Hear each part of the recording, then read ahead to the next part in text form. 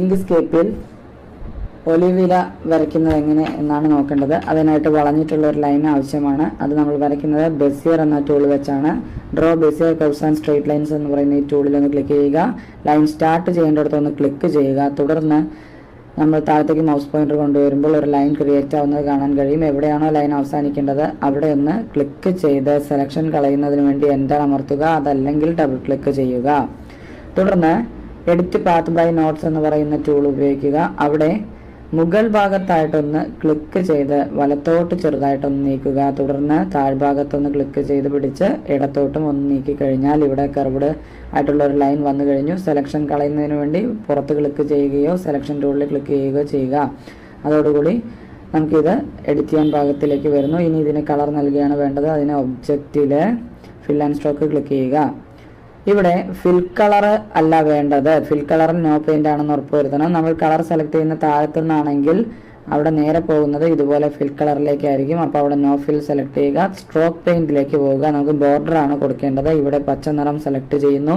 തുടർന്ന് അതിൻ്റെ വീതി കൂട്ടുന്നതിന് വേണ്ടി സ്ട്രോക്ക് സ്റ്റൈലിലേക്ക് ക്ലിക്ക് ചെയ്യുന്നു. അവിടെ വിഡ്ത്ത് എന്നുള്ളിടത്ത് ചെറുതായിട്ടൊന്ന് വീതി കൂട്ടി കൊടുക്കുകയാണ് ചെയ്യുന്നത്. ഇനി ഇതിലേക്ക് ആവശ്യമായിട്ടുള്ള ലീഫുകൾ അഥവാ ഇലകൾ വരയ്ക്കേണ്ടതുണ്ട്. അതിനുവേണ്ടി ഞാൻ ചെയ്യാൻ പോകുന്നത് ഇവിടെ സർക്കിൾ ടൂള് എടുക്കുകയാണ്. സർക്കിൾ ടൂൾ എടുക്കുന്നു. ഇവിടെ നിങ്ങൾ ശ്രദ്ധിച്ചു കഴിഞ്ഞാൽ നേരത്തെ നമ്മൾ നോഡ് ഓഫ് ചെയ്യാത്തത് കൊണ്ട് ഒരു ചെറിയ മാറ്റം വരുത്താത്തത് കൊണ്ട് ഇവിടെ നമുക്ക് ഔട്ട്ലൈൻ മാത്രമേ വരുള്ളൂ. അപ്പോൾ നമ്മൾ അവിടെ പോവുക, ഫിൽ ആൻഡ് സ്ട്രോക്ക് ഒന്നുകൂടി എടുക്കുക. ഇവിടെ സ്ട്രോക്ക് ആവശ്യമില്ല, ഫില്ലാണ് ആവശ്യം. അതുകൊണ്ട് തന്നെ സ്ട്രോക്ക് പെയിന്റ് ഓഫ് ചെയ്ത് വെക്കുക. ഇനി ഇതുപോലെ ഒരു ചിത്രം കൂടെ നമുക്ക് ആവശ്യമുണ്ട്. അതുകൊണ്ട് തന്നെ ഒരു കർവ് കൂടി വരച്ചെടുക്കുന്നു.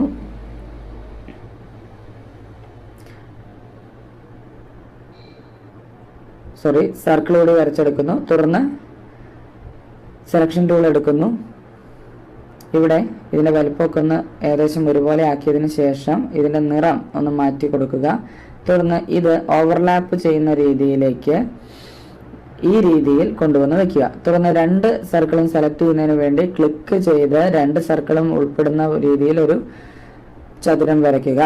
ഇവിടെ സർക്കിൾ രണ്ടും സെലക്ട് ആയിരിക്കുന്നത് കാണാം. ഇനി ചെയ്യേണ്ടത് പാത്ത് മെനുവിൽ ഇന്റർസെക്ഷൻ സെലക്ട് ചെയ്യുക. പ്രത്യേകം ശ്രദ്ധിക്കുക, പാത്ത് മെനുവിൽ ഇന്റർസെക്ഷൻ സെലക്ട് ചെയ്യുക. അവിടെ ഇന്റർസെക്റ്റ് ആയിട്ടുള്ള ഭാഗം മാത്രം വന്നിരിക്കുന്നത് കാണാൻ കഴിയും. ഇനി ഒന്നുകൂടി ക്ലിക്ക് ചെയ്ത് കഴിഞ്ഞാൽ നമുക്കിത് റൊട്ടേറ്റ് ചെയ്യാൻ പറ്റുന്ന രീതിയിലാവും. ഒന്ന് റൊട്ടേറ്റ് ചെയ്യുക. റൊട്ടേറ്റ് ചെയ്തതിന് ശേഷം ഒരു തവണയും കൂടെ ക്ലിക്ക് ചെയ്താൽ വീണ്ടും സൈസ് ചെറുതാക്കാനുള്ള ഓപ്ഷൻ കിട്ടും. സൈസ് ഒന്ന് ചെറുതാക്കി കൊടുത്ത് നമ്മൾ ആദ്യം ഇലയുടെ ഒരു സൈഡിലേക്ക് കൊണ്ടുവന്ന് ഇവിടെ വെക്കുക.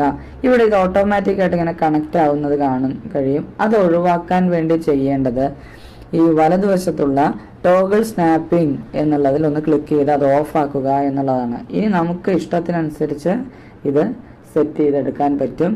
ഇവിടെ ടെക്സ്റ്റ് ബുക്കിലെ പോലെ വെക്കുകയാണെങ്കിൽ ഏറ്റവും മുകളിൽ ഒരില ഈ രീതിയിൽ നിൽക്കുന്നതായിട്ട് ആണ് കാണാൻ കഴിയുന്നത്.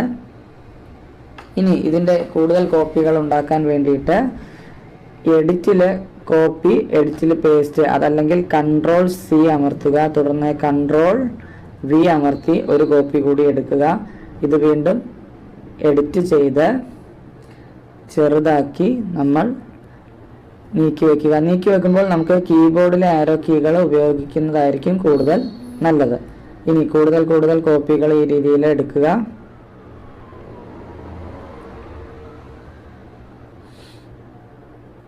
എഡിറ്റ് ചെയ്യുന്നത് ഒന്നുകൂടി കാണിക്കാം. ഈ രീതിയിൽ തിരിച്ച് ഞാൻ കീബോർഡിൻ്റെ കീകൾ ഉപയോഗിച്ചുകൊണ്ട് നീക്കി വെക്കുകയാണ്. ഇനി ഒന്നുകൂടി എന്ത് ചെയ്യണം, കോപ്പികൾ നമുക്ക് എടുക്കേണ്ടതുണ്ട്.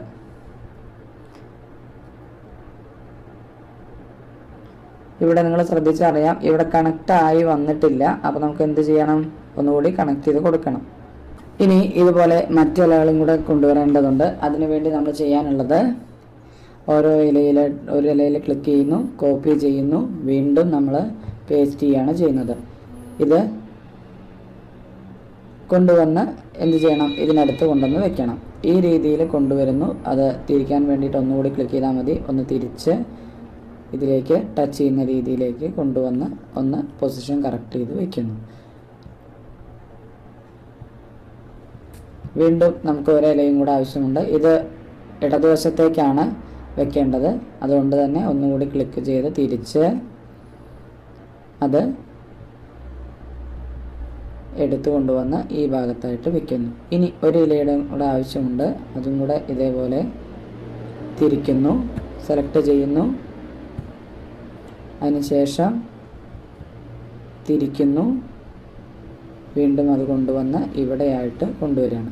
ഇത്രയും ആയിക്കഴിഞ്ഞാൽ നമുക്ക് ടെക്സ്റ്റിലെ പോലെയുള്ള ഒരു ചിത്രം റെഡി ആയിട്ടുണ്ട്. പക്ഷേ ഇവിടെ പൂർണ്ണമായിട്ടില്ല, നമുക്ക് ഇതിനെ ഒന്ന് ഗ്രൂപ്പ് ചെയ്യേണ്ടതുണ്ട്. അതുകൊണ്ട് ഇവിടെ ഒന്ന് ക്ലിക്ക് ചെയ്ത് ഈ എല്ലാ ചിത്രങ്ങളും ഒരുമിച്ച് വരുന്ന രീതിയിൽ ഒരു സെലക്ഷൻ ബോക്സ് എടുക്കുക. അവിടെ സെലക്ട് ആയിക്കഴിഞ്ഞാൽ നേരെ വന്ന ഒബ്ജക്റ്റിൽ ഗ്രൂപ്പ് ക്ലിക്ക് ചെയ്യുക. അതോടുകൂടി ഇത് ഒറ്റ ചിത്രമായിട്ട് മാറിയിട്ടുണ്ട്.